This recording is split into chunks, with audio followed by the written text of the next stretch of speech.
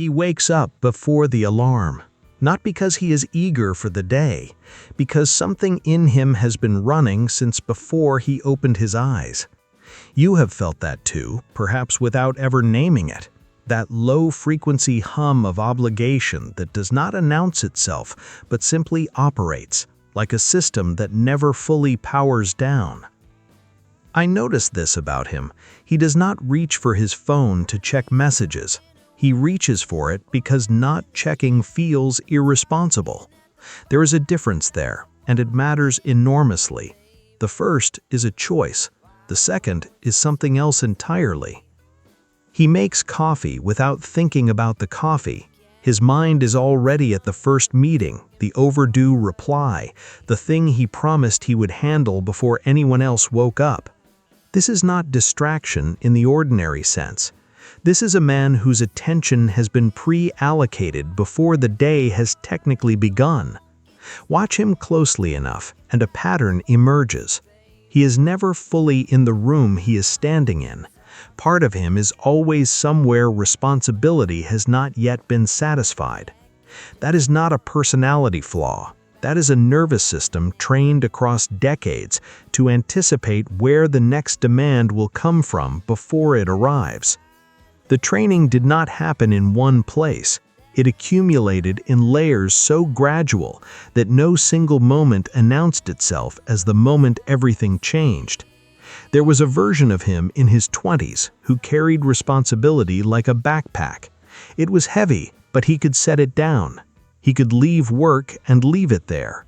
He could sit with friends and actually be sitting with friends. That version of him still exists somewhere in his memory, but he would struggle to explain what it felt like to inhabit it. Somewhere between then and now, the backpack stopped being something he carried. It became something he wore into the skin. I observed the way he talks about rest. He mentions it in the future tense almost exclusively. When this project is done, when the kids are settled, when things slow down a little. Rest for him has become a horizon that recedes at exactly the speed he walks toward it. He does not experience this as tragic, he experiences it as temporary. That distinction reveals something important about how deeply the structure has embedded itself. He is not suffering, he is waiting, and the waiting has become so familiar it no longer registers as waiting at all. Ask him directly whether he is tired.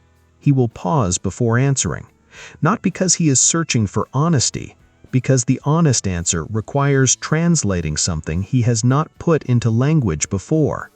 Yes, he is tired, but not in any way that sleep reliably fixes. He wakes from 8 hours of rest, and the tiredness is still there, quieter but present, like a conversation that was paused rather than concluded. That distinction is critical to understanding what is actually happening inside him. This is not fatigue from exertion. This is fatigue from sustained structural load. The difference matters because exertion fatigue responds to rest. Structural fatigue responds to something else entirely, and he has not yet clearly identified what that something else is. Now, the question the investigation cannot avoid. What is the structure exactly?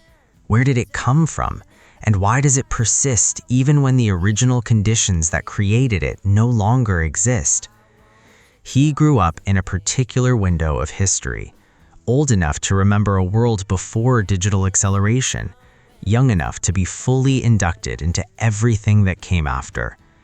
He watched institutions that his parents trusted begin to visibly erode. Pension systems that were supposed to hold simply stopped holding. Job security that was supposed to be reliable became the first thing companies renegotiated when margins contracted. The message that reached him was not spoken aloud. It was structural, ambient, and deeply consistent. No one is coming to catch you. You absorb this message differently when you receive it at 23 than when you receive it at 50. At 23, it becomes fuel. At 50, it has become bone. He internalized it completely and efficiently, the way a generation does when the alternative is too frightening to entertain. If no one is coming, then the only rational response is to become the person who handles it. All of it. Everything within reach, and then a little beyond reach. This is not heroism, though it can look like heroism from the outside. This is a survival adaptation that made enormous sense in its original context. The problem with survival adaptations is that they do not switch off when the acute threat passes. They become the default mode of operating. They become the identity. Watch what happens when someone offers to help him. Not what he says, what moves across his face in the half-second before he formulates a response. There is something there that is not quite relief and not quite resistance. It is closer to confusion, a brief internal recalibration, like a system being asked to run a process it was not configured to handle. He will often decline the help or accept a version of it so partial that the offer is technically honored but practically nullified. He will explain this as preference. He will say he finds it easier to just handle things himself. And this is true, but it is true in the way that any deeply entrenched habit feels easier than its alternative, not because it is actually easier, but because it is known. The refusal of help is not incidental to the exhaustion. It is a primary mechanism of it. He has built a system in which responsibility flows inward with great efficiency and outward with great resistance. Things come to him. Things do not leave him at the same rate. Over time, this creates a particular kind of interior pressure that has no obvious release valve. Not anger exactly, not resentment, though resentment visits occasionally. Something more like a sustained compression that he has simply normalized to the point of no longer noticing it as compression at all. I watch him in a conversation where someone is speaking slowly. He is listening, but his fingers are doing something involuntary, tapping or pressing together or turning a pen he does not need. His body is processing a kind of impatience that his face is working to conceal. This is not rudeness. This is a nervous system that has been running at a particular tempo for so long that it now experiences deviation from that tempo as something close to physical discomfort. He is not impatient with the person in front of him. He is impatient with the pace, because the pace creates space, and space creates something his nervous system no longer knows how to occupy without interpreting it as a problem to be solved. This is where the mechanism becomes visible. Stillness for him does not feel like rest. Stillness feels like falling behind. Not in any rational calculation, in a felt sense, immediate and bodily, that precedes any conscious reasoning about it.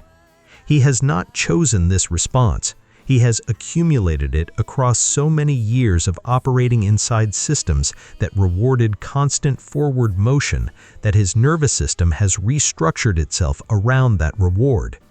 The restructuring was gradual, it was invisible, it was entirely logical at every individual step, and it produced a man who is, in the most precise technical sense, no longer capable of being idle without paying a psychological cost for it. The cost is not small. It operates constantly in the background, the way a program running invisibly still consumes processing power. It does not announce itself as exhaustion. It announces itself as the need to be doing something, any something. The email that did not urgently need to be sent, the task that could have waited until morning, the problem that other people would have left alone, but that he cannot leave alone, because leaving things alone has a texture he associates, without fully examining it, with failure. Now a deeper layer of the investigation opens, because the question is not only why he cannot stop, the question is what stopping would mean. For a man whose identity has organized itself around responsibility, stopping is not neutral. Stopping is definitional. If he is not the one who handles things, what is he? This is not a question he asks himself consciously. It surfaces in more oblique forms. in the mild restlessness of weekends that have no structure, in the faint discomfort of vacations where he finds himself looking for something useful to do on the third day, in the way retirement feels when he allows himself to imagine it fully, more like a threat than a reward. These are not random feelings. They are signals from an identity that has been so thoroughly fused with function that it cannot clearly locate itself outside of function. The fusion happens slowly and then completely. In his 30s, responsibility was a role he performed. In his 40s, it was a role he had mastered. By his 50s, it had become something he could no longer cleanly separate from the person performing it. He does not experience this as loss. He experiences it as simply being who he is. This is what makes it so difficult to examine from the inside. You cannot easily observe the water you have been swimming in for 30 decades. You can only notice its properties when something briefly changes the pressure. I notice the way he relates to people who depend on him. There is something in that relationship he does not get from other relationships. It is not superiority, though it can resemble that from a distance. It is closer to legibility. When someone depends on him, his role is clear, his value is not ambiguous. His place in the structure is confirmed.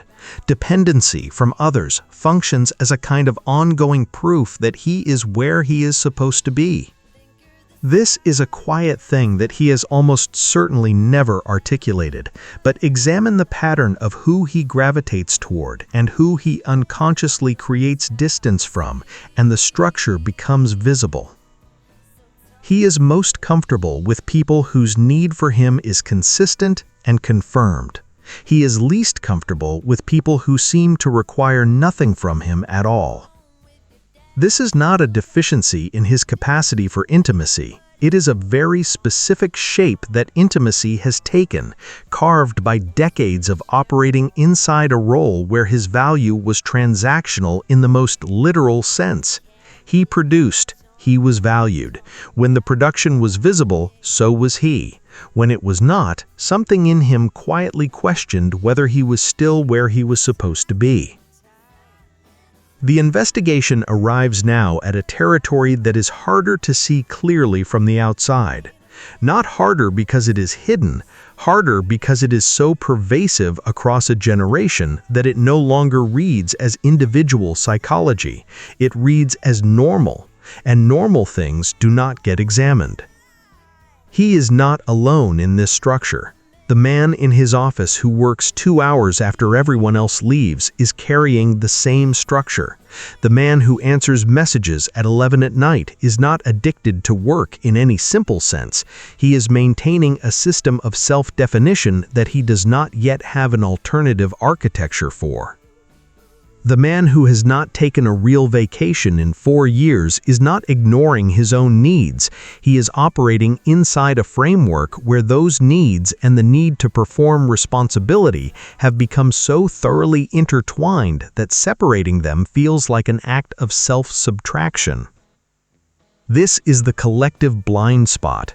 They see each other doing it. They occasionally comment on it, usually with a humor that acknowledges the absurdity without quite touching the mechanism beneath it. They understand it as a shared condition without fully understanding what the condition is a condition of. And because they all share it, no single man carries the weight of examining it. The group normalizes what the individual might otherwise notice as excessive. The group confirms that this is simply what men of a certain generation do. And so the structure perpetuates itself across an entire cohort, quietly, efficiently, and almost completely invisibly. Now look at the whole architecture from a distance. A boy who absorbed the message that external support was unreliable became a young man who made himself indispensable through competence and reliability. The young man who made himself indispensable discovered that indispensability was also a form of belonging, of value, of recognition. The man who discovered this spent the next 30 decades reinforcing it with every choice he made about what to take on, what to refuse, how to position himself in every structure he occupied. The choices accumulated into habits. The habits accumulated into identity. The identity became invisible because it had fully merged with the person, and the person now wakes up before the alarm, not because he is eager for the day, but because something in him has been running since before he opened his eyes. He does not know exactly when that started. You may not know exactly when it started in you, but you can feel, if you hold the observation long enough, that it has been running for a very long time, that it runs whether or not the original reasons for running still exist, that the exhaustion it produces is not a malfunction, it is the system working precisely as it was built to work. The investigation does not conclude here, it pauses, because this is the point where the structure has become visible enough to look at directly, and that is always where the more difficult questions begin to form. Not what to do about it, but what it means that an entire generation of men built their sense of self on a foundation that exhausts them by design, carried it for decades without fully naming it, and passed it forward without fully examining it. That question belongs to another investigation, but it begins here in the moment the structure first becomes visible. If something in this landed differently than you expected, stay with that. The conversation continues in the next video. If you found this investigation useful, consider subscribing, not for motivation, but because this kind of psychological examination takes time to follow, and the next layer is already waiting.